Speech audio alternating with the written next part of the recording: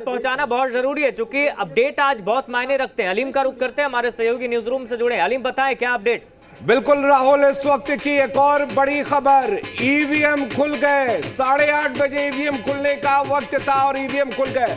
आपको बता दें कि 8 बजे से पोस्टल बैलेट की गिनती शुरू हुई थी और 8:30 बजे ईवीएम खुल गए। अब जैसे ईवीएम खुले उसके बाद नतीजे आने शुरू होंगे, जो सबसे पहले हम आपको बताएंगे। अब तक ये हम आपको बता रहे थे कि पोस्टल बैलेट में कौन कहां से आगे चल रहा है। अब आपको ईवीएम की जैसे वोटों की गिनती शुरू हुई है, ईवीएम के जैसे जैसे नतीजे आते जाएंगे, सबसे पहले आपको जी बिहार झारखंड पर नतीजे देखने को मिलेंगे, रुझान देखने को मिलेंगे, नाम और पार्टी के साथ आपको बताएंगे कि कौन कितने वोटों से आगे चल रहा है। तो आप बने रहिए जी बिहार झारखंड के साथ। चलिए ठीक है अलीम, तो अब ईवीएम खुल गए हैं और अब तेजी से रुझान सामने आएंगे। पहले बैलेट पेपर से गिनती हो रही थी बैलेट पेपर्स की, और अब ईवीएम खुल गए हैं। तो जनता ने क्या मत दिया है, क्या उसने उन्हें वोट किया है, क्या सोच समझकर किसके सर पर ताज पहनाएगी, वो धीरे धीरे अब रुझानों में स्पष्ट होगा। एक बार अनामिका जी का जरूर रुख करेंगे।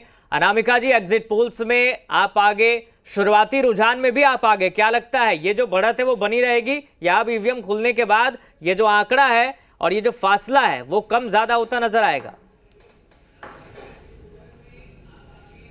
देखिए, बिहार की मतदाता लोकतंत्र के मालिक है और जनता जनार्दन देवतुल्य मतदाताओं ने हमें 20 वर्षों तक मौका दिया है सेवा करने का, और हमें निश्चित विश्वास है, पूरा विश्वास है कि इस बार भी 25 से 30 फिर से नीतीश जी की सरकार आ रही है और एनडीए की सरकार बनने जा रही है।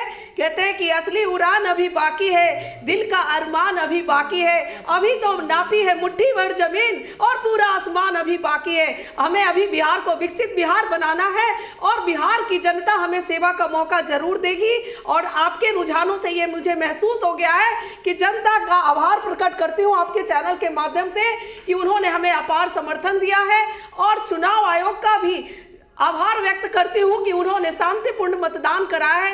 ये महागठबंधन वाली सरकार नहीं है, लालू जी की सरकार नहीं है कि यहाँ जिन निकलते थे। अनामिका जी, लेकिन महागठबंधन भी तैयारी के साथ बैठा हुआ है। वो कह रहे हैं कि ये जो रुझान है वो नतीजों में तब्दील नहीं होंगे, थोड़ा इंतजार कीजिए, इतनी जल्दबाजी जरूरी नहीं है कि वो नतीजों में भी तब्दील हो जाए। देखिए, मैं बताती हूँ कि first impression is last impression क्यों कहते हैं, कुछ तो कारण होगा तो कहते होंगे। और महागठबंधन वाले को अगर सपना देखने का शौक है तो वो देख सकते हैं, सपना देखने में कोई पैसा नहीं लगता है, लेकिन हमें बिहार की जनता पर भरोसा है। ठीक है, और इन लोगों ने तो बिहार को लूटा है। ये ठीक है, मैं आपके पास लौटूंगी। वीणा भारती जी भी लगातार हमारे साथ जुड़ी है। वीणा जी, अभी आप अनामिका जी को सुन रही होंगी, वो कह रही है कि सपना देखने में कोई हर्ज नहीं है, सपना देखिए आप, सबका अधिकार है सपना में।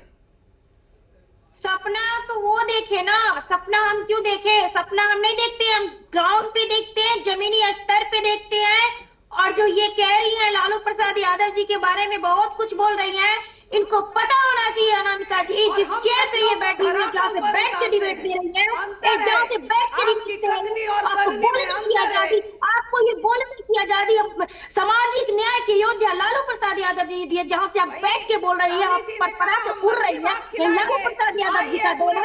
मैं कहना चाहूँ कि मेरी बारी है, लौटेंगे हम आप दोनों के पास, लौटेंगे, रखिएगा अपनी बात। एक और बड़ी खबर आ रही है।